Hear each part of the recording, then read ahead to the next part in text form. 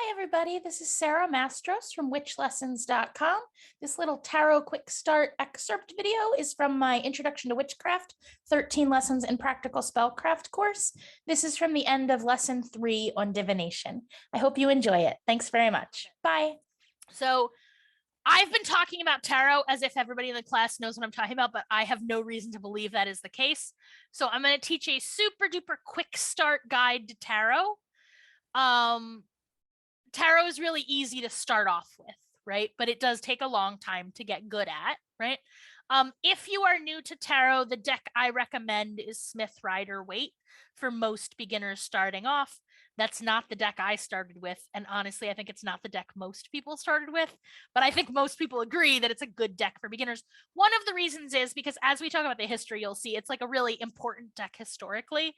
So once you learn that one, like a lot of other decks are referencing that one. But again, I mostly just want to remind people that this is intended as like a short, like hopefully like 15-minute, just quick start to tarot. If you already know tarot, every single slide you're going to be like, she has grossly oversimplified, because that is true. I am grossly oversimplifying. I'm teaching the entire tarot in like 15 minutes, right? So this is a very, like, I'm just trying to get people up to speed so that when we do tarot exercises in class, they can do them, right? Okay, what is a tarot deck, right? That's what the first thing we're going to talk about. We're going to talk about the history of tarot decks.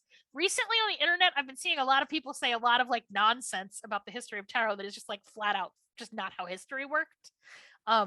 Like we have a pretty clear understanding of the history of tarot. They're not that old, right?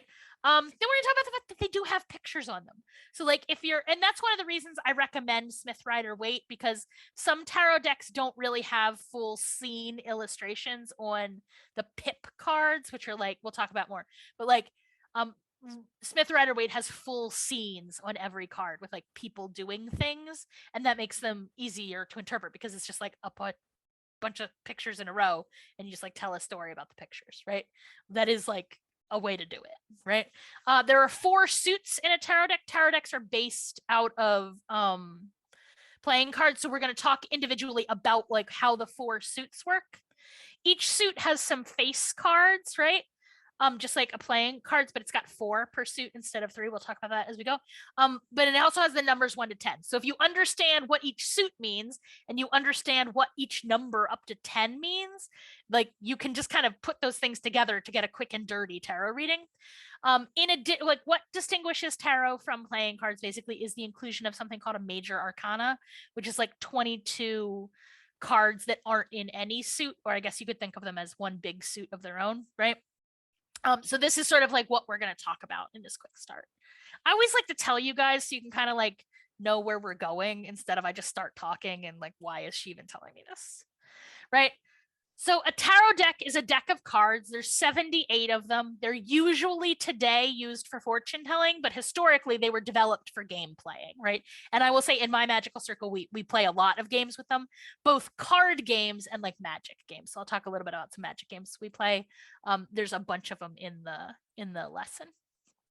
Okay, so they're basically a deck, right, is playing cards, plus there's 1 extra face card per suit, right? So like playing cards go like Jack, Queen, King, right? Tarot cards go like Page, Jack, but it's usually called a Knight, Queen, King. We'll talk about that as we go. The court cards sometimes get renamed, right? So but the numbers 1 through 10 and then the 4 court cards. There are 4 suits in a tarot card deck. They sometimes get renamed, but in English they are normally called discs, swords, wands, cups, and as we go through I'll talk about how they relate to playing cards, right? There are 22 additional major arcana cards, which are also called trumps or triumphs, right? They are numbered from 0 to 21 and they sort of tell a coherent narrative story. They're based on Bible allegory, like they're Bible allegories. That's what they are, right? Early history of tarot. Tarot develops out of playing cards. Playing cards probably originated in China. We're not 100% sure where they come from. Probably like the oldest records of them are in China, but those artifacts make it seem they're already quite popular. You know, a deck of cards does not like preserve that well in the dirt, so it's kind of hard to find references to them. But they came into Europe around the 14th century CE.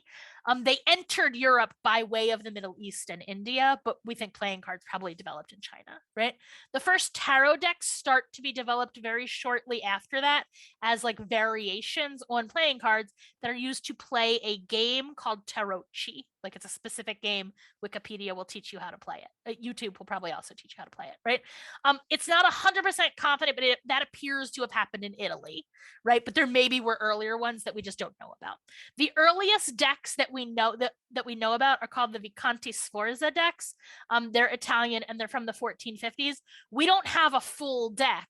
We have various pieces of a variety of early tarot decks that all seem quite similar, right? As I mentioned, they were used for gaming. Like they were not invented to do fortune telling. You play a game with them. Like almost all sortilege tools, they were not developed for doing sortilege. Like runes were not designed to be pulled out of a bag. They're an alphabet that do, and they like have these cool magic sigil whatnot behind them, but like that doesn't mean they're not good for divination. I'm just saying that's like not their core purpose. Just like a book, its core purpose is not bibliomancy.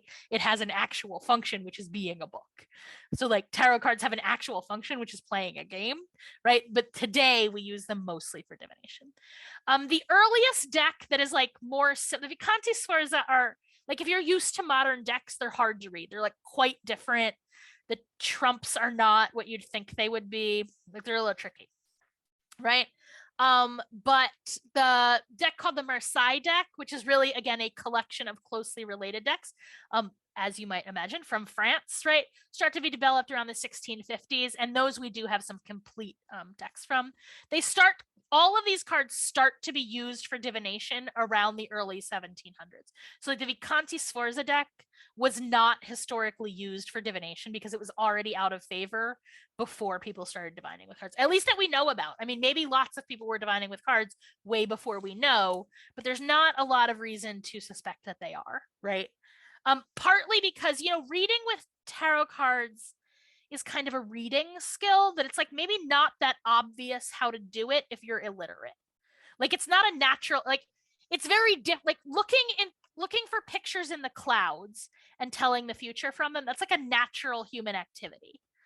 But reading cards is like people would not, I think most people would not think of that if they didn't already know how to read, like read words, right? It's a similar process, right? So I think that like that's one of the reasons why it takes a long time for them start to be used for divination, because like literacy is relative, particularly in Europe and especially in Christian Europe, and especially among women who like historically have a greater relationship with divination. So I'm not saying women flat out are better at divination. I'm saying historically in our culture, divination is in many cultures kind of a woman's practice more than a men's practice, right?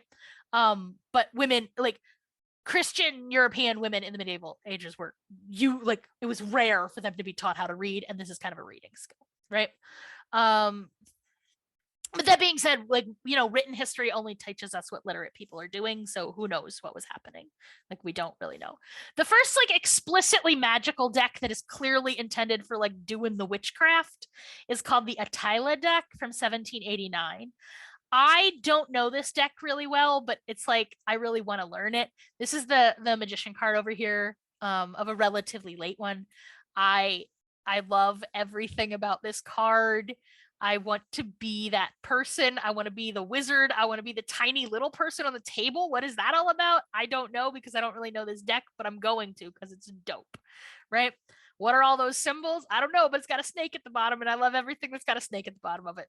You know, like the fact there's a snake at the bottom of their divination picture, like it kind of gives me a hint like, oh, this is not just like somebody drew a cute picture of a wizard.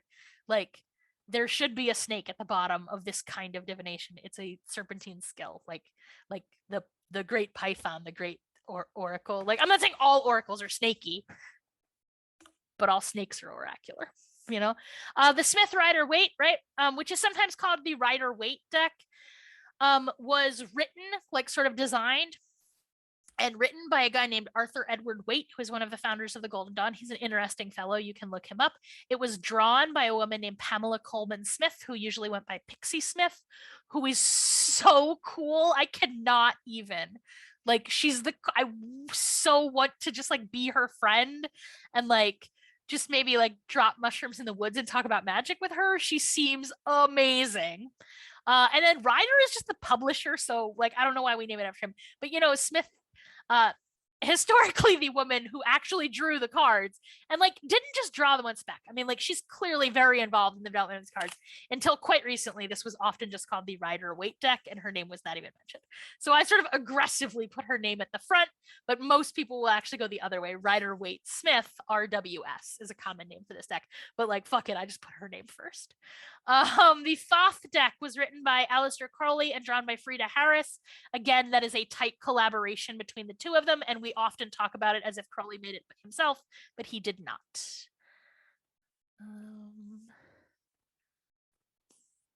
Oops, sorry. There's stuff on my screen. Okay, right. So Smith Rider Waite came out in 1909. We're going to talk about it a little bit more later. And that's the deck that, like, if you don't already have a favorite deck, that's what I recommend you learn on. And so most of the things I'm going to say about this chapter, like, are specifically, I'm talking about Smith Rider Waite, but they're all kind of the same.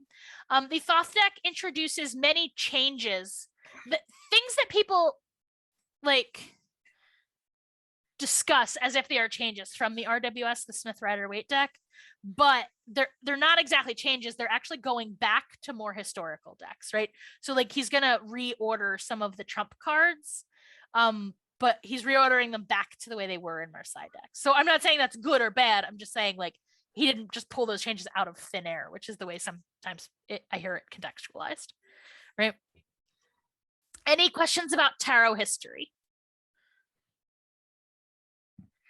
Honestly, the only reason I think it's important for you to know tarot history is because I see a lot of like genuinely like clearly politically motivated disinformation. Like tarot was invented in the 1700s by the Romany people. Like it definitely wasn't. That is not what occurred. Right? Like it's older than that. It was developed in Italy. It was not like there are just things like it has a history, and I think it's important to know the actual history. But if anybody is a historian and wants to correct me, I would happily accept correction if I'm wrong, but I don't think I am. Okay, there are 4 suits in a tarot deck, right? Different tarot decks have different names for them, right? But unless your tarot deck is like really wacky, which I would not recommend to beginners, like there's going to be 4 suits, and these are what they're going to be. There's going to be an earth suit. In playing cards, that's called diamonds. In tarot cards, it's sometimes called coins, and it's sometimes called discs, and occasionally it's called pentacles. I will say personally, I tend to prefer decks that call it coins because I feel like I don't know. I think it should be coins. Like if I was making a deck, they'd be coins. Those cards generally are talking about money when they come up. They're not always. Sometimes they're going to talk about people's physical health, and sometimes they're going to talk about their physical home. But most of the time, if you get a reading that's like all coins cards, all discs, or all diamonds, it's probably about money, right? The air suit, right, is the suit of spades. In tarot, it's called the suit of swords, and it tends to deal with like ideas. For most people, this is going to be about school or career, but like it depends what they do for a living. But most people like their career, usually career different than money. Like when career is different than money, and when it's different from like interpersonal relationships, which happen in water. When it's just like career qua career, it tends to be air, and it also sometimes talks about people's mental health. Water is the suit of hearts, right, in playing cards, or the suit of cups in tarot. It's talking about emotions. A lot of times romance, but I think people sometimes jump to romance. They're not always romance. A lot of times it's like relationships with your family. Sometimes it's like a relationship with your coworkers, your coven. It's really any kind of interpersonal relationship will usually be talked about with a cups card or a hearts card. Fire, right, in playing cards is called clubs. In tarot, it's usually called wands or staves. This I find the hardest one to it's really different. Like when coins come up, it's like almost always going to be about money. right? When hearts come up, it's going to be about emotions and interpersonal. Fire, and this might be like, I'm maybe a little fire deficient, but like fire for me is the one I find hardest to categorize. It's broadly about passion. So for many people, fire will be about sex. If that person is an artist, it's probably about their art. If that person is a magician, it's probably about their magic. But like all of these are, again, gross oversimplifications. This is just like tarot boot camp if you've never done this before, right? I'm trying to get you started on reading as fast as I can while memorizing the minimum amount of things. So what you need to know is coins are earth, it's probably money. Swords are air, it's probably their job, about their career and their ideas. Cups are water, it's going to be about their emotions or interpersonal relationships. Wands are fire, it's maybe going to be about dicks, and maybe it's going to be about magic wands. It's harder for me to say. Like they have a little more variety in them, which I think is partly about our culture very tightly controls earth, air, and water, but we don't we don't have a lot of like places in our culture for fire. So fire is a little less constrained. It does more different things because we've really regimented the other three. But also the nature of fire is that it is in some way wilder than the other three.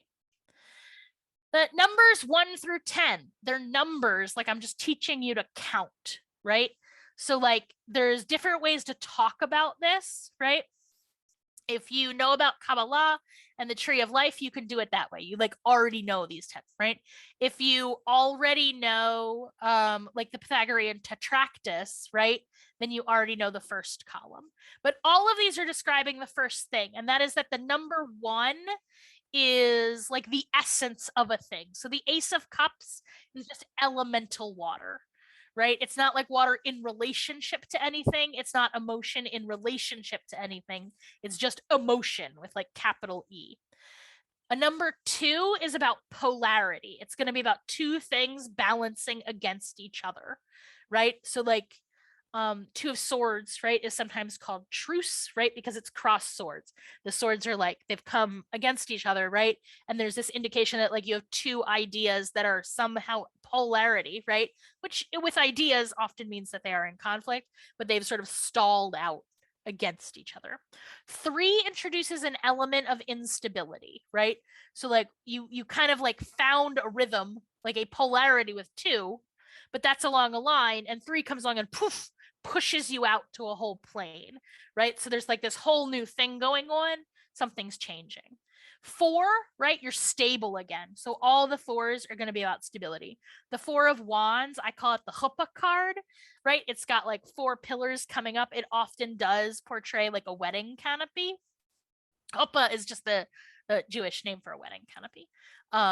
There's like a ritual wedding canopy in a Jewish wedding. And it's like the happy family card, right? Your fire, your passion is quite stable, right? 5, things are out of balance again, right? There's a little bit like too much, things are like a little bit not right. 6 in some sense is like the good one in my opinion. Like I like 6s, everything is kind of coming into harmony, right? 7 is going to be about the heart, right? So like 7 of Cups is like emotions in your heart know too much. That card's called, I think, debauchery, and some like, they don't have fixed names. So like some decks call it debauchery, right? But it's like too much water, right? Is often a sign of addiction or some kind of trauma response, the 7 of Cups, because you're all up in your feels, right? 8, right, is the mind, right? So like I like 8s. I'm a sort of 80 type person. I got Mercury wings tattooed. You can't see them because they're underneath my moon nun veil, but I do have Hermes wings tattooed on my skull behind my ears. Right. So 8s are the mind. They're in many ways like 2 and 4 because the number 8 is very much like the numbers 2 and 4, right? And that there is an addition, there's a stability, right? So you can think of like 8 pillars holding things up, right? Or like 8 circles in a pyramid. Right? 9 is the soul, right? It's the moon.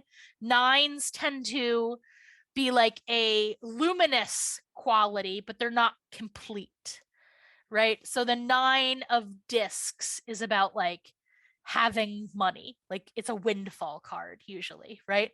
But the 10 of discs is wealth, right? It's been completed. That's like the manifestation, the physical manifestation of the thing, right? That's how the numbers 1 through 10 work. And then you kind of cross them out. I know that doesn't quite make sense, but once you start applying it to the deck, you'll sort of see how it makes sense, right? The Pythagorean tetractys, I encourage you to look up. So it's like a little long and complicated. I can't teach it to you all here, but this is just a Pythagorean prayer to the tetractys. And it goes like this: bless us, divine. Tetractys in this context really means like digital numbers, like writing numbers as 10 digits is like the mystery of the tetractys, which doesn't sound like a big deal, but it's like a huge deal, that the invention of which changed the world. Bless us, divine number, you who generated gods and men. O holy, holy tetractys, you who contains the root and source of eternally flowing creation. For the divine number begins with the profound, pure unity until it becomes the holy four. There's a picture that you guys should be looking at, but I don't know why you don't have.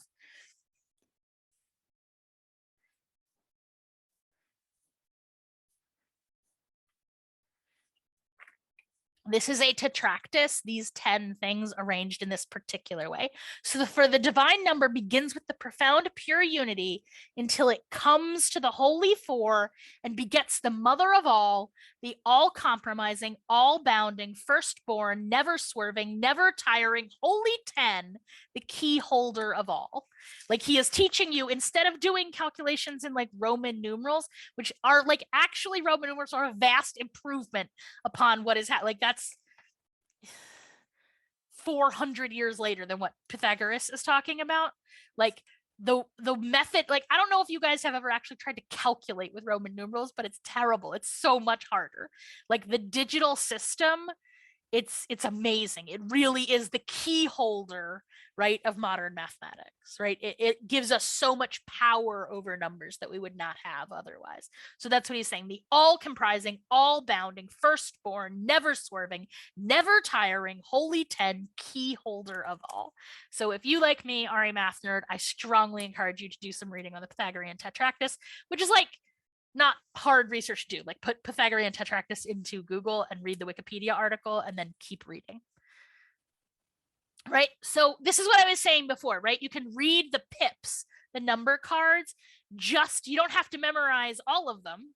Like you don't have to memorize 40 of them. You only need to memorize what the numbers 1 through 10 mean, which like you know how to count. So if you think about it, like those things I said, that wasn't like numerology. Like I want to remind you guys, like I'm a serious theoretical mathematician. Like that is the essential nature of those numbers. Like 4 is like 8 is like 4 and 2 because they're all powers of 2. So 8, like it is a duality. Like 8 is a more complicated duality. It's a more three-dimensional duality, but it's still essentially a duality, right? And so like factoring numbers, like 6s and 9s are composed out of 3s. A 6 is in fact a 2 times a 3. And if you look at the meanings of them, it's still that, right? So like polarity times instability is harmony. That's just like a fact about the world, but it's also me just saying 2 times 3 equals 6. Like this is just how numbers work. This is not like some wackadoodle new age numerology. I mean, it's also that, but like this is just, I teach like that thing I just taught you where I teach you how to count to 10. I also teach that in algebra class. Like, it's just how numbers work. Right. So we talked about these. So the 2 of cups is the polarity of water. And it usually means romantic love. It usually does mean a romantic partnership, because what is the polarity of emotion? Well, that's like kiss, kiss, love, love, heteronormative, like dualist love, right? That's what the 2 of cups usually is, right? The 3. And so here's what I will say. Sometimes I see people say, but like the 2 of cups could also be a threesome. Like, no, that would be the 3 of cups. Like its essential nature isn't love. Its essential nature is 2 and water, right? Other things are going to arise from that. The 3 of swords is the instability of air. It's called sorrow. Your like ideas are in conflict with each other. The universe has betrayed what you understood to be true. Like you understood what the universe was all about, and then something happened and it like totally rocked you to your core. So we often talk about it as like a romantic betrayal, and it sometimes is, but it's more deep. Like the 3 of swords is about your air, your ideas, like suddenly what you knew to be true isn't true anymore, and it hurts. This is the one with the heart with like swords poking in it. In a Smith Rider-Waite deck, but also in lots of other decks. The Four of Wands I actually talked about. That's the one I called the Happy Family or the Huppah card. It's the stability of passion, right? And the stability of passion is a sort of completion, right? A marriage, like that's what stabilizes passion. Like that's the central role of marriage as a social construct in our society, is to stabilize passion. It's important to remember that tarot is like explicitly Christian. Like like tarot grows up specifically as like Bible allegories. So like that's its bias. Like it's always going to talk with that voice. Sometimes it's going to talk with that voice, and then the artist and the author like put other voices on top of it, sometimes in a little bit of a sloppy way, right? So like even pagan decks, they like the tarot itself, as long as it is tarot, it's like built out of that particular cultural context, right? And when you remove it from that context, it like loses its power to be tarot anymore if you try and push it too hard, which is one of the reasons why, like, as a not Christian, it's like sometimes hard for me to find a tarot deck I like, because I'm asking a lot of it. Like I'm asking it to say complicated things in a complicated way. The Six of Swords, I like to call it science. I believe that's also what Aleister Crowley calls it. And that is the harmony of air, right? So here, right, it's, remember, the Three of Swords was instability in your air. But now I'm going to like multiply that by 2, right? Polarity, right? So I'm going to look at this instability, right? And introduce a this or that. I'm going to sort of start categorizing things, and that will lead me into this more harmonious application of ideas. I'm going to take my thesis and my antithesis, and I am going to build a synthesis out of them, right? Three of Swords, I'm going to like pull in this additional element, right? And so I have 6, I like to call it science, right? 7 of Cups, we talked about already. 10 of Discs, we talked about already, right? Any questions about what I'm saying about how like it's a number, the meaning of the number times like crossed with the meaning of the element, and that'll kind of get you out the meaning of the card. Cool. Okay, the court cards, right? So these are the face cards, the ones with like, is like, you know, jacks and knights. So they have different names in different decks. These are the cards that are like most likely to change name, and sometimes they change order as well. So like court cards, I find, are the ones most likely to be different deck to deck. So you really maybe got to like read the book that goes with your deck to figure it out. But these are the traditional names: Jack, Knight, Queen, King, right? Becomes Page, Knight, Queen, King. And then in Thoth decks, it becomes Princess, Prince, Queen, Knight. And not always, right? Sometimes they go in a different order. Personally, I will say I tend to prefer Princess, Prince, Queen, Knight decks, which my favorite is actually Knight, Princess, Prince, Queen decks, which are a little weird and hard to read, but I like them. But RWS is Page, Knight, Queen, King. And we'll talk about what that means in a second, right? So the court cards, each court card like has its own meaning, right? So pages, like essentially they're young, right? And that might mean literally young, but usually it means like kind of young in a like immature excuse me. Sometimes a little bit it means like young in an immature sense, but more often it just means young like relative to the querent.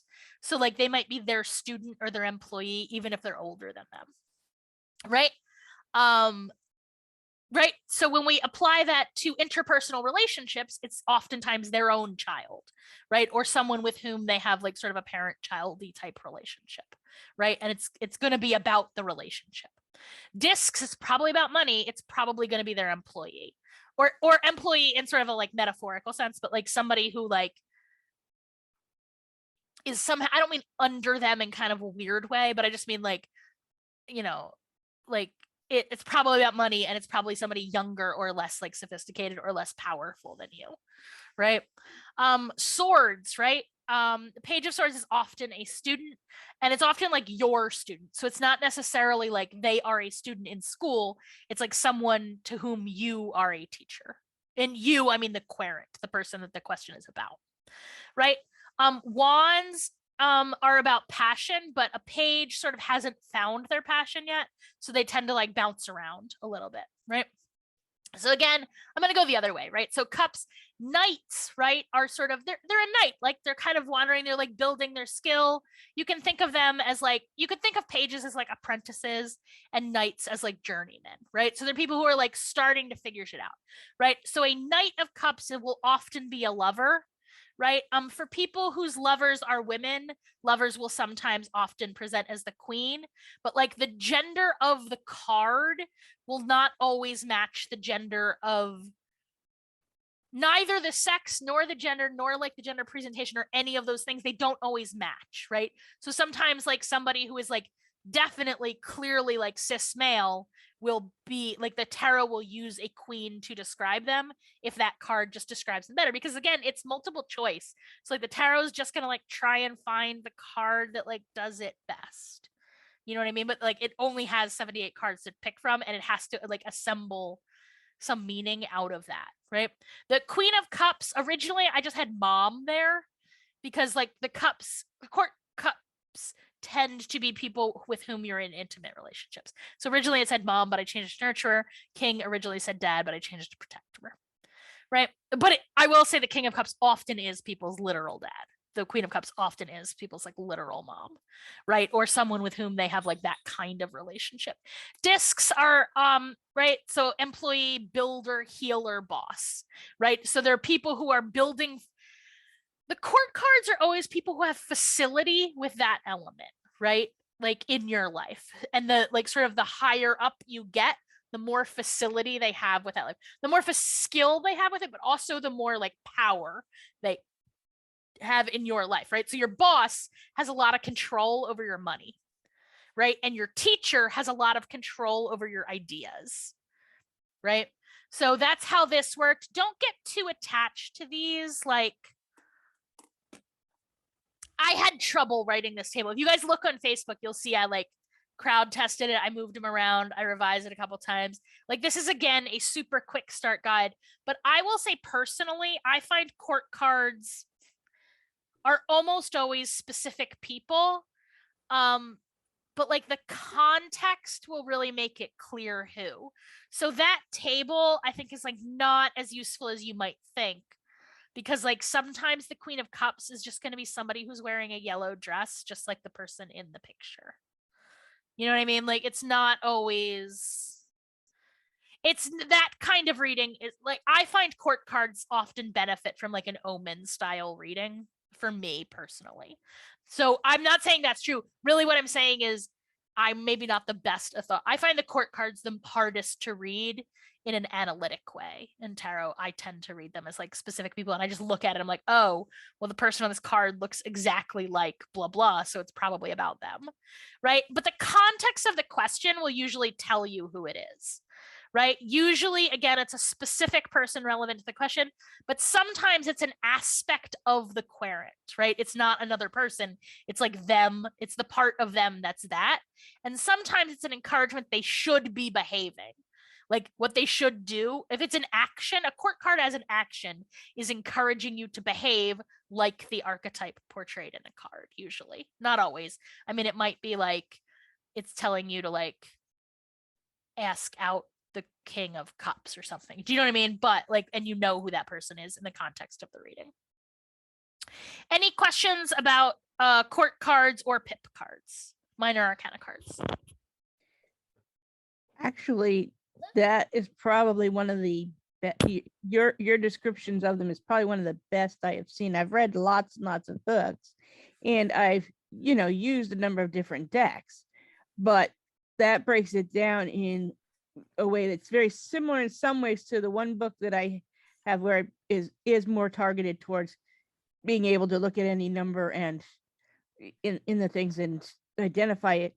But that particular book, something about it just didn't resonate quite right for me. Thank you. I'm glad you found it helpful. I would say that's one of the ones I definitely would encourage you to continue to share with people. Yeah, I mean, I'm just saying that court card table, there's just some pieces of it. Like, you guys saw I've been moving it around for like 4 days. That version, like it was different like 5 hours ago. So like I'm just saying I'm just not quite happy with all the words. Like I like the concept, but like the exact words I've chosen are not. I had trouble with that. And I will say, like, I say that I'm worst at court cards. I actually think broadly, I think most people find the court cards the hardest. Right? Like that's my experience. So like, yeah, it's hard. Like I agree, it's hard. I read a lot of books too, and I feel like none of them do a good job explaining court cards. But I don't think it's so much that everybody is a bad explainer, so much as like court cards are just confusing. Well, I know a lot of times it's the court cards that get used to represent the querent and put everything around too. And so I struggle a little bit sometimes in, okay, how do I pick the right card for the querent? Yeah. But especially in cases so I'm going to interrupt you for a second and explain what you're talking about. So in many styles of tarot reading, you use what's called a significator. So before you start the reading, you choose a card to represent the querent, or sometimes to represent the situation, and that card is usually a court card. I will say personally, I don't usually read with significators, but that's what she's talking about.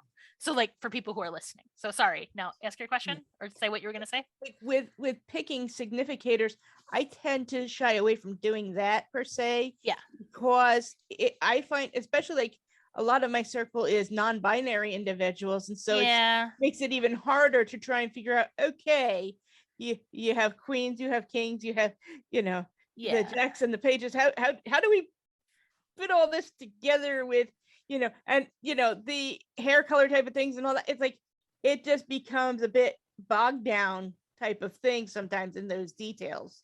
So I totally agree. I will say, so the deck I use most often when I'm reading for myself is called the Rorig Tarot.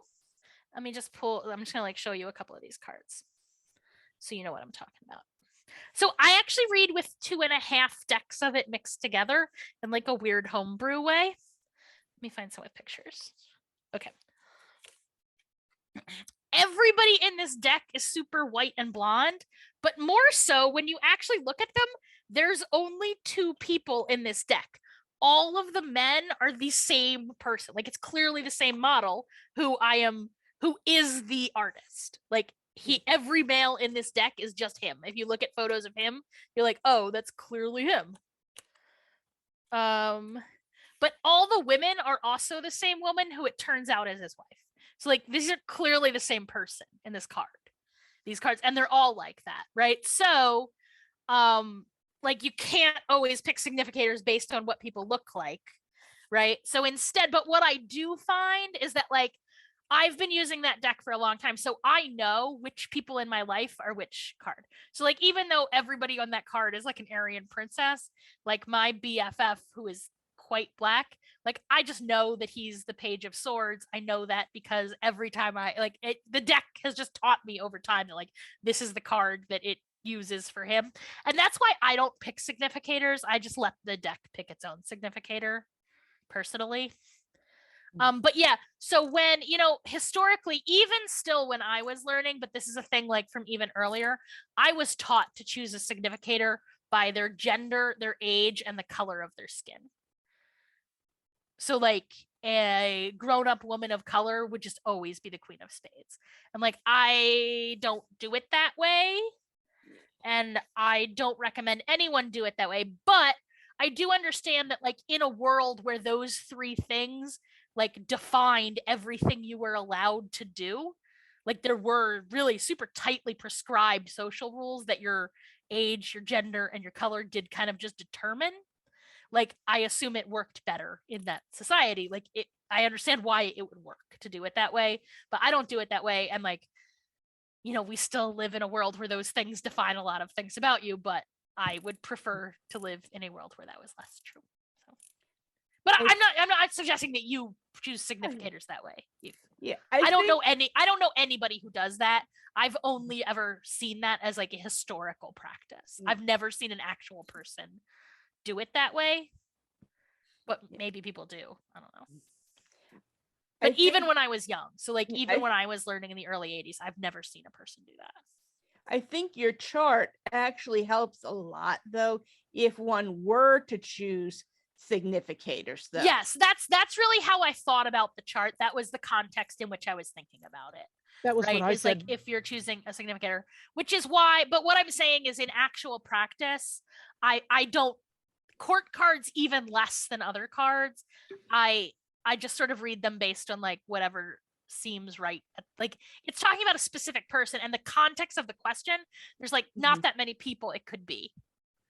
So like I think about the actual people that it could possibly be, and then it's one of them probably. And if it's not, then I think to myself, well, I'm going to meet a person who's like this, and are they going to be like the archetype, or maybe they're just going to be wearing a blue suit just like the guy in the picture, and I don't really know. It becomes an omen because it's talking about a person I don't know yet. And I will say, like, these days as sort of a professional, like I will tell people, like, be on the lookout for a fat white man in a blue suit. You know what I mean? But that takes some skill. But that's what I'm doing. Like that's how I'm getting there, is based on the card and also like the voices in my head. Right? Any more questions about minor arcana before I move on to the major arcana? It was just that what I was saying, I said about when you made that chart, that I thought that I'm going to agree. I think that the chart is really helpful. And Good. That as much as you were, you had to fight with it a little bit, I thought that, because when I looked at it, I went, oh, it was just like it all made sense. I mean, I'm not saying it's garbage. I'm just saying, really what I'm saying is maybe in a couple weeks, I'm going to give you guys a better version of that chart. Like I guess what I'm saying is I'm actually just apologizing. I feel like if instead of starting to write that chart a week ago, I started to write that chart a month ago, it maybe would have been ready by the time class was. But I just feel like, I mean, I think it's good. I'm just saying I'm maybe going to tweak it a little more. Any more minor arcana questions? But thank you. I mean, I'm glad you guys like the chart. I'll try and make more charts, I guess. Okay. I mean, I thought about doing all the pips on a chart, but the font was too small to put on a slide. There were just too many of them. But that's what I was saying, right? It's the same thing. You just take the number times the suit, and it gives you the thing. Okay, so the major arcana are the 22 cards, like additional cards that distinguish a tarot deck from a deck of playing cards. Modern playing cards only have 3 face cards, but that's like it's not a very significant difference. So what I will say is that many people start with the major arcana and learn those first, but I recommend the opposite. Like just start with take the major arcana out and learn the minor arcana, at which point you also know how to read playing cards. Like just learn to read playing cards first and then throw the major arcana in. And the reason is because broadly, the minor arcana are going to talk about like normal everyday occurrences that are happening. And the major arcana oftentimes represent like a kind of big force that is really external to the querent and the situation. It's like a bigger theme that is going on in their life that is impacting the situation, but it's not really about them or about the situation. It's just like shit that's happening in the world. Right? So these are the ones from the Smith Rider-Waite deck. I'm going to talk about them individually. Sorry that I couldn't fit it so you could see the cards and the words at the same time. So sorry. All the tarot images, by the way, here are from the Fool's Dog Tarot app because I own them. So okay. Major arcana, right? It's the Fool is the first one. If I were naming this, I would just call it the risk taker, right? It shows a person like about to walk off a cliff, right? And then like the little dog is holding them back, right? In older decks, the dog is like catching them by like their pants and ripping their pants out, like in that old Coppertone ad. So the risk taker, right? Sometimes it means a trickster. Sometimes it just means the beginning. Sometimes it means naivete, but it's an indication of a person who is a risk taker, but it is also sometimes an indication that you're about to walk off a fucking cliff, right? The magician is about skill. It's about manifestation and creation. When you are reading for magicians, the magician card is often about magic, but for normal people, it's just about like skill or manifestation. But specifically, if you are asking a question about magic and the querent is a magician, that it's maybe going to be specifically about magic. The priestess is about intuition. The priestess is like channel, right, that unites the middle world and the upper world is what I will say, right? It's about intuition. It's specifically about divination. It's about being an open channel priestess. The Empress is about fertility. Hand to God, 50% of the time, Empress comes up, somebody's pregnant. Like, really, the Empress is often, that's what I'm saying. Major arcana cards are often things that are like not really what you were asking, but just something coming in from outside, like, oh, well, is the person you're asking about pregnant? And they're like, no. And then a week later, they're like, it turns out, yes, they were, right? But I mean, it can mean more metaphorical kinds of fertility, and nurturance and mothering as well. But like, if I were naming this card, I would actually just call it the Great Mother, right? Card 4, the Emperor, I would call it the Great Father. It tends to be about like responsibility and leadership. I'll start with that. I've just been talking to someone. Can whoever that is maybe put themselves on mute, please? Or I will try and put them on mute, maybe. There we go. Okay, sorry about that. Okay, the Hierophant. That word means like the high priest. If I were naming this deck, I would call it the Professor.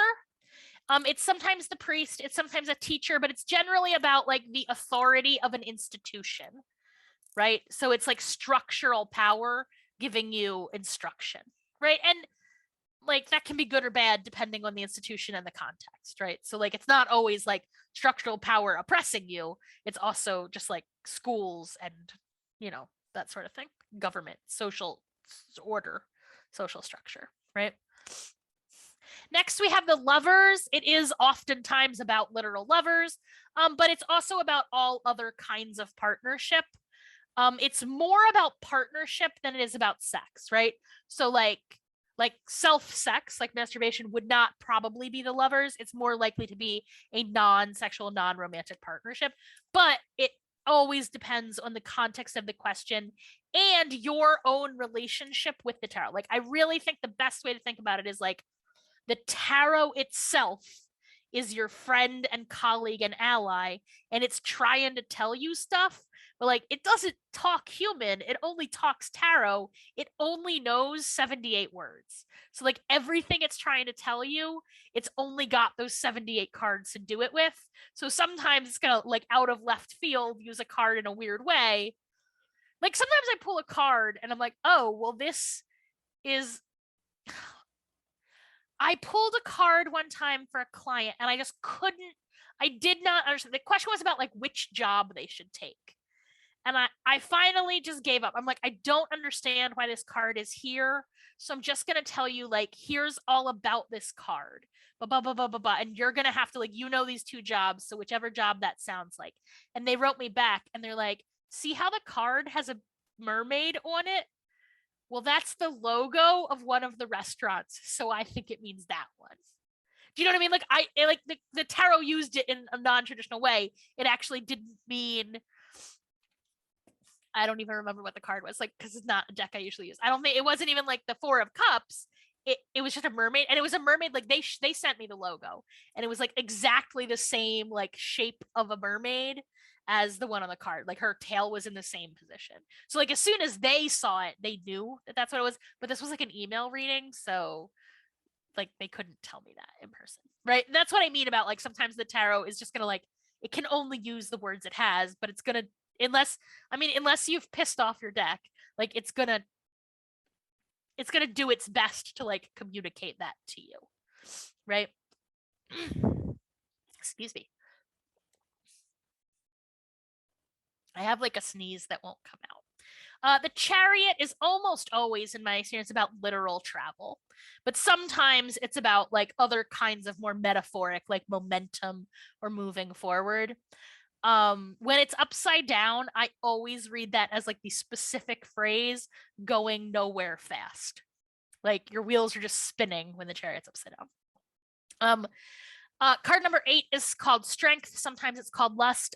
This one and Justice sometimes switch places in different decks, right? It's about passion and courage and integrity, right? So it's like really being your like full and most authentic self, and like bravely going out into the world. It shows a woman wrestling with a lion. Usually in many traditional decks, that's what it shows. The Hermit is sometimes just about literally being alone, right? So I will say, like, on my 40th birthday, I did a tarot reading to predict the entire decade. So like one card per year for the rest, like up until I was 50. Well, the year I got the Hermit was the quarantine year.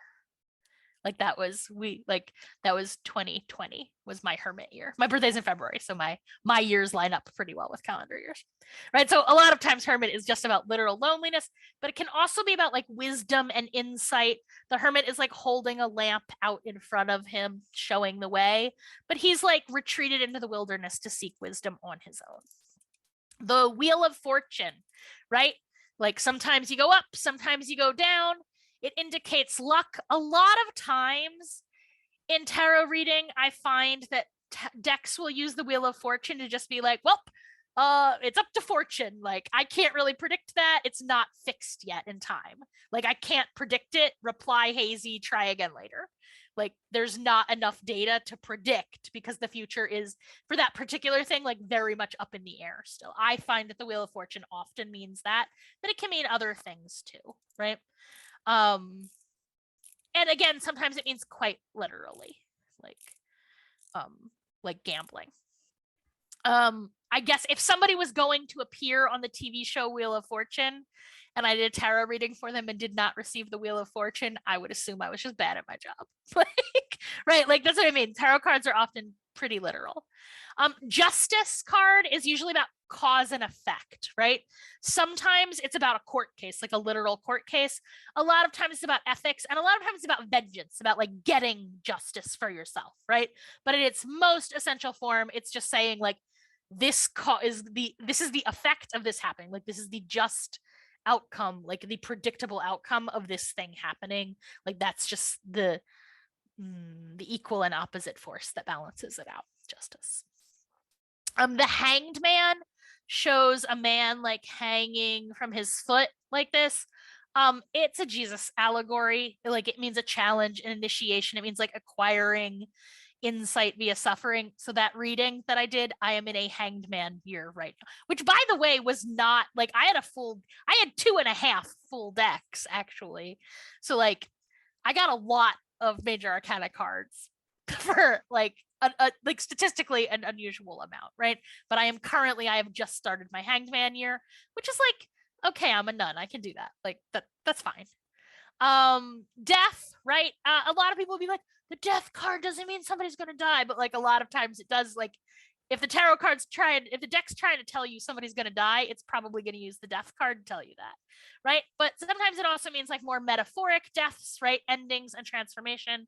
And I know a lot of like teachers don't want to say this, but like, and I don't want you to catastrophize, but like a lot of times it means somebody gonna die.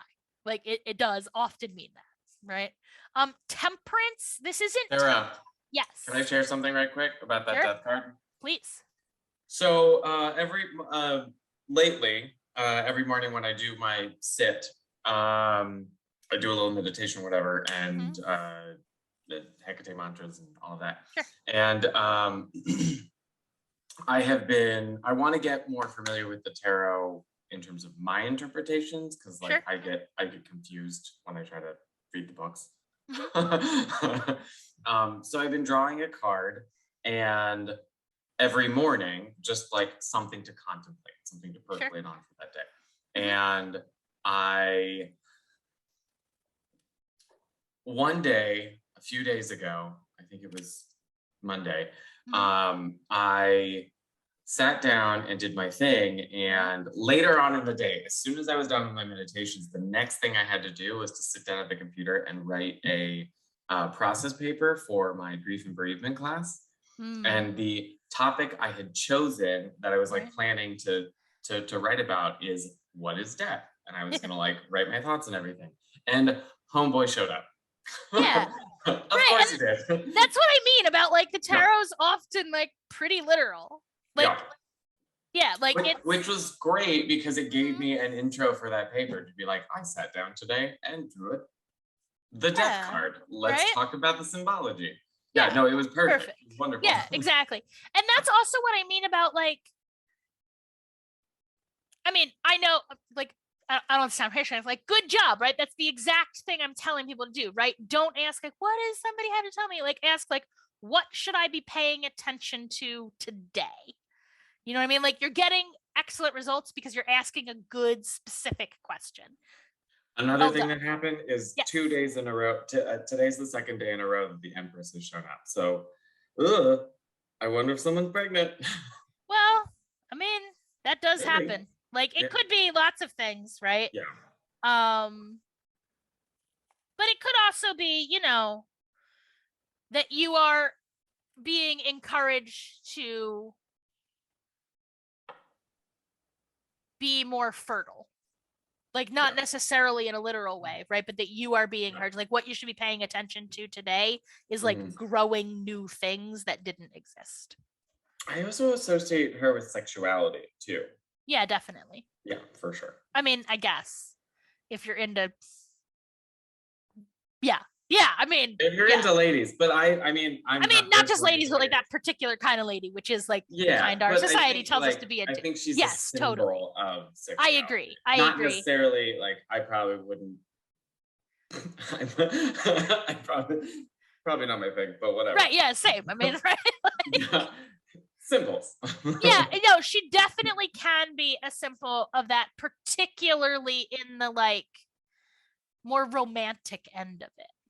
You know what I mean? Like, I think of her as like the Lovers, I think, is like straight up sex, but the Empress is like intimacy, and particularly like sexual intimacy and being pregnant.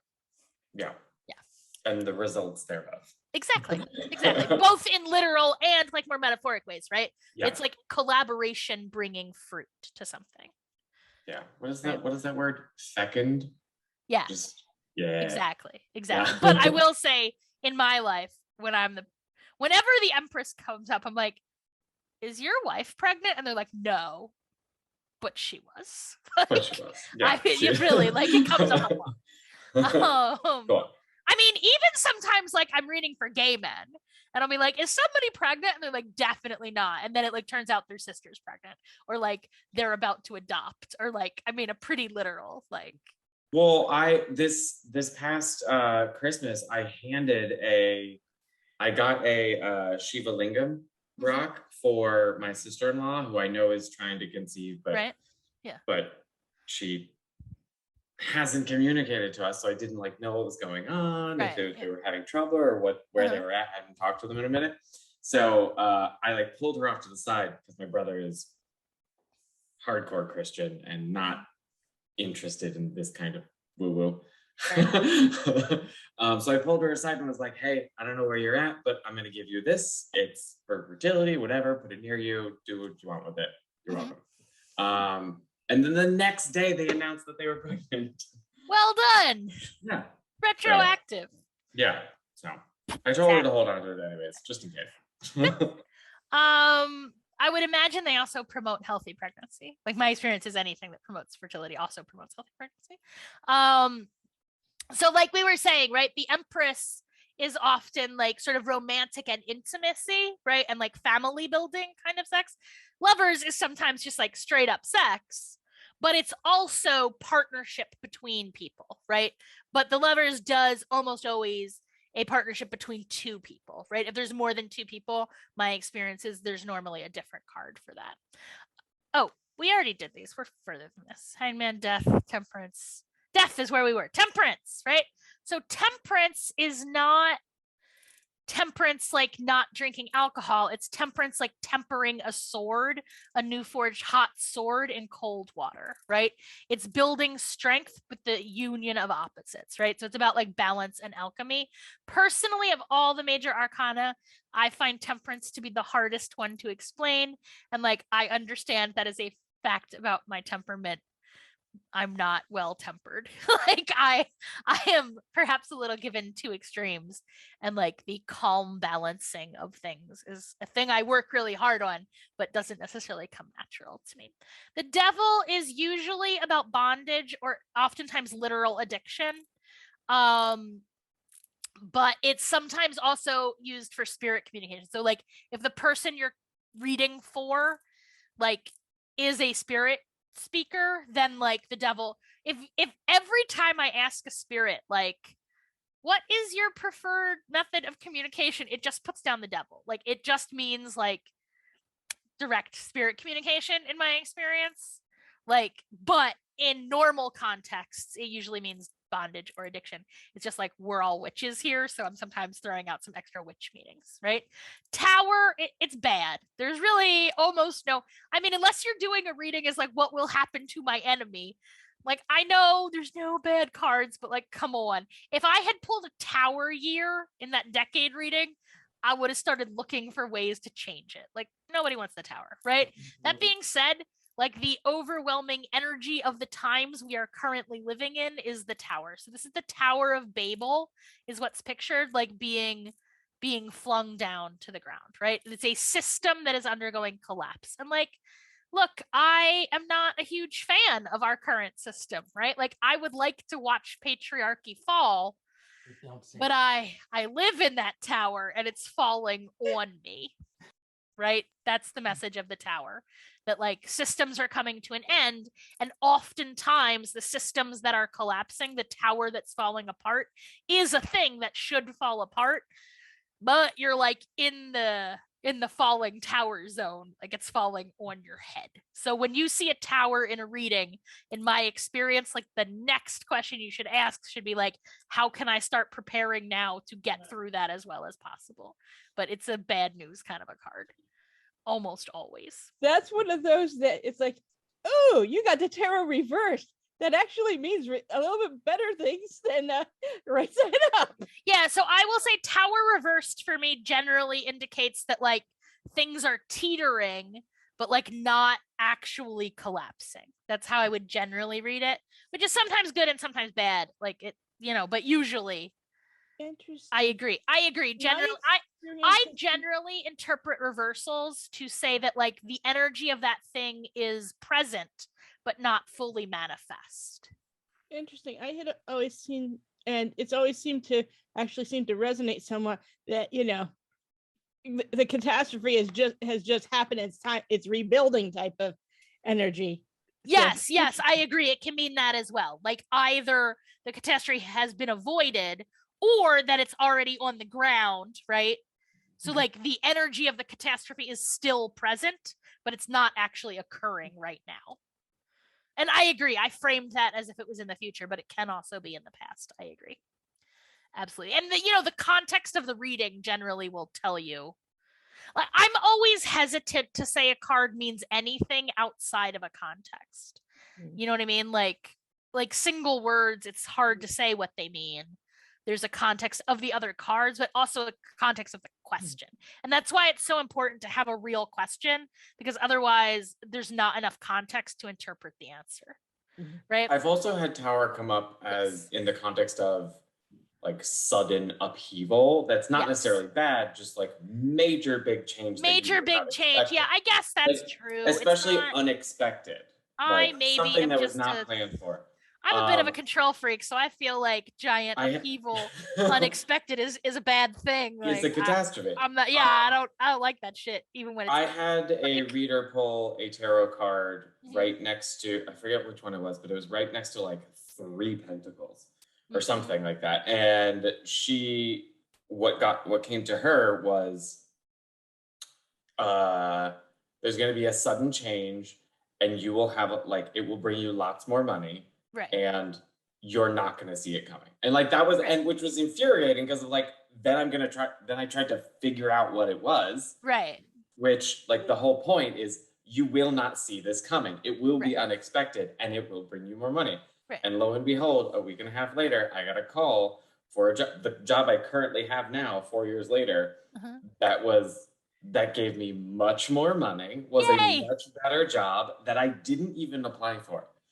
Yeah, so it was like, well done. Okay, yeah, agreed. The outcome of, here's what I was saying about the tower. The tower is not always like a bad outcome. Like, some towers have to come down. What I'm saying is that the tower, the actual experience of the tower, usually pretty rocky. But you can prepare for things and then they're not. And again, I'm maybe not great with change. So like I will fully accept that like I have a bias on this reading. Well, it was a big change. Like from Yeah. the phone call, within I think a week or a week and a half, I had left like 3 or 4 jobs and had started a new one and was making much more Yeah, money right. and And in a that's different part of town, and like everything was completely different a week Yeah. later. Like that kind of thing. yes, So. agreed. So that was the tower. Exactly. Yeah. And again, that's what I'm saying. Like these single word sort of keyword readings, like there's always a context of the rest of the cards. So a tower, like if I had seen that, I would have said the same thing. Like a tower that is followed by a bunch of coins, I would have said that. Although in the back, like I might have knock knock ancestors, is somebody about to die and they're going to inherit some money, but I would expect that to be death followed by money. You know what I mean? But I would check and make sure it wasn't like, are they gonna like get in a car accident and get a big settlement because we don't like that's what, you know what I mean? But maybe Yeah, I'm it just would be something catastrophic that caused it, as opposed right. to like. But it might be. I mean, it wouldn't. relative. What I'm saying Yeah. is like, as a diviner, I guess what I'm saying is I like to think I probably would have said the same thing she said because I'm good at my job, and that was the correct thing to say. You know what I mean? That was Yeah. what happened, and And I I don't assume remember that's what would have happened. the specific coins that came out, but it was a bunch of coins, and I was like, "What are you seeing?" And she was like, "Tower, coin, coin, coin." Yeah. This is Awesome. gonna happen. Yeah, and that's what I mean about like, this is a beginner class, so like we're going to start with these keywords, but over time, like you're going to develop a much more facility, partly because like you get better at the intuitive part, but also like you and your tarot card, like, your tarot card's never going to learn English. Like they're not going to learn to speak human. You're going to have to learn to speak tarot. But if you keep, me talk pretty with the tarot, eventually you'll be better at it, just like any other language. Like it's just immersion is what I would say. The star card is about hope and faith and renewal, right? So as we're saying, there's like there's a coherent narrative that is happening here. Justice, the hangman, you have this challenge, but you're dead and you born again in balance, but then you like get yourself into addiction and everything falls apart. And then the star, like hope and renewal, right? There's a coherent story being told through these 22 cards. That story, if you want to look it up, is often called the Fool's Journey. Okay, the moon tends to represent illusion and psychism and like obscurity and shadows. So one thing you'll notice is that the moon tends to be, how do I want to say this? The moon card I find varies quite a lot deck to deck. And I think that's because it does a lot of different things. It does a lot of things that our culture doesn't always think about as the same thing, right? So like the clarity of psychism and the obscurity of illusion or like deception, like it's hard for a piece of art to be both of those things in our culture, but like those are the same thing. That's all one thing, right? Like that is just the moon, right?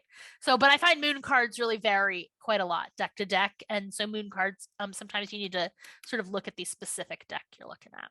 The sun is basically just the same way the tower is pretty much almost always bad. The sun is almost always good. It's like clarity and light and success and joy and celebration. So like it can be bad in context, but I'm usually happy. Like if I do a reading and the last card is the sun, I'm happy. Things end well. That's kind of what I want. 20 is called judgment. I like to call it final judgment because I feel like people tend to confuse it with justice when it's just called judgment, but it's like not at all the same. It's like the final judgment, like like in it again, this is a Christian allegory. Like that's what the Fool's Journey is. It's being told from a Christian point of view. So like the final judgment is sometimes called like the eon or the like, I don't know, it has other names, but it's like the completion of one thing. Like a cycle has ended, right? And you're gonna like somebody won and somebody lost. I mean, or whatever, right? But like it's over. Like the fat lady has sung, like things that have happened, they're done. And like this is now the new thing. And then world is in some way like kind of almost just like a better version of judgment, right? So it's a completion, but it's also like a starting of a new cycle. It's like accomplishment. It's what you learned from the whole journey, right? So like in 20, you took the test, it's over.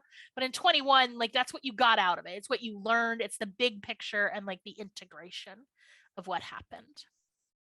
Any questions or comments about the rest of the major arcana? Can you go back through? Because there's one thing I was trying to remember, and that because there was one that I've seen that I didn't see in yours, and I'm trying to remember what one it switches with. I've seen some decks that have perseverance in there. I would assume perseverance would be the Hanged Man. Okay, so I was thinking that the ones I've seen it with, I was thinking that it was almost like they were using that instead of temperance on some of them. I mean, I wouldn't remember for sure because I wouldn't do that, but I can imagine people who would.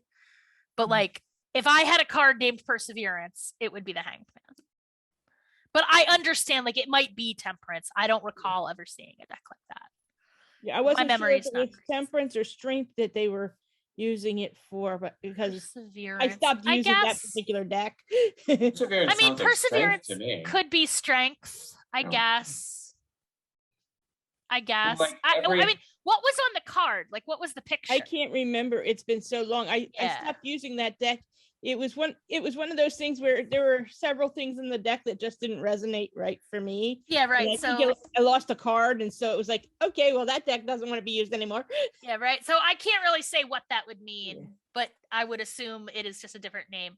I mean, some of these get different names. Yeah. Oh, the Hierophant, by the way, is often called the Pope, and the Priestess is sometimes called the Popess. Yeah. Question for you. Yes. Do you see, for someone who's comparatively new in learning the tarot, well, I've had a few different times with varying results, shall we say, in terms of comfortable and lack thereof, as I've tried a few different decks and a few different methods. Okay. Do you feel, is there any benefit in just working with the major arcana to start with rather than the minors as well? Because I found it quite difficult to work with a larger deck. Perhaps there's too much information. So I actually think that if you're going to work with part of the deck, you should start with the minors. Oh, okay. Yeah. Because I think like the majors, it's really quite a limited vocabulary. Like their ability to talk about like normal everyday shit is just not that high. Like you took out all the normal cards. So I would say start with the minor arcana, right? Like learn to read playing cards first is really what I'm saying. And then add in major arcana. But you can do, I mean, as an exercise, you should really do both. Yep. And what I will also say as an exercise for beginners, I strongly recommend reading with like a good solid deck, right? Yep. So the one I recommend is Smith Rider Waite, but like whatever. A good one. But I also recommend you practice with straight up playing cards with no pictures on them at all. Yep. And I also recommend that you practice with just a bad deck. Yeah. But a bad deck with really good pictures. I just ignore the fact that like that card is the 5 of Swords and just like look at the picture and let the picture talk to you. And I actually recommend beginners do all of those, because when you read with just playing cards, you can't rely on like the picture talking to you. You got to do it like the analytic, like you got to do it by the numbers, right? Yeah. And then on the other end, like an oracle deck, like or even just a bad tarot. By bad tarot deck, really what I mean is it works because the pictures are cool. Yeah. And like that way you like it forces you to lean on that skill, right? But like what you actually want to be doing is both of those things at once. I think that's what I said in the chapter as well, I think. And then there's also some really specific exercises in the chapter. Cool. Yeah, I've only got a handful of decks, but Marseille was what I started on originally, and then I've got a Waite Rider and stuff, and a few. I will say personally, I think Marseille is a little harder. Yeah. So like I would start with, like, if you're still unsure, I would start with RWS. Yeah. And work with that for a while. Yeah. Before you go back to Marseille. But whatever. I mean, like they're all, I mean, that's just like, that's not because I think Rider Smith is easier. I just think you'll get faster results. And I generally want people to get to the fun part as soon as they can, because otherwise I think they just like if I feel like hard stuff is not for beginners because you just lose your motivation and quit. But other people are probably more disciplined than me. But like if I'm learning something and there's not like some immediate fun Payoff. way, yeah, I'm like probably not going to keep hitting my head against it in beginner stuff. Got it. All right. Thank you. Sure. Good question. Okay. Any more questions about that? Okay, so this is what I was saying before. The major arcana are generally outside forces, right? So if you're asking a quite specific question about like relatively mundane matters, and you end up with a ton of major arcana cards, that's kind of a signal that there's more going on than you expected, right? Because major arcana cards do tend to be like bigger outside forces that like indicate that the thing it's saying is not just about the question you're asking, but like a bigger context. But it's not always that. Sometimes it just thinks that like the guy that you're going to meet on the bus who you should talk to happens to look like the person in the car. You know what I'm saying? Like it's not always these things, but like broadly as a rule of thumb, I find major arcana cards tend to be big outside forces, which means that reading with just major arcana cards, unless your question is like what, unless your question is specifically about like big spiritual forces happening, like I think reading with just majors is actually pretty tricky because they don't really talk about regular stuff. Okay, so actually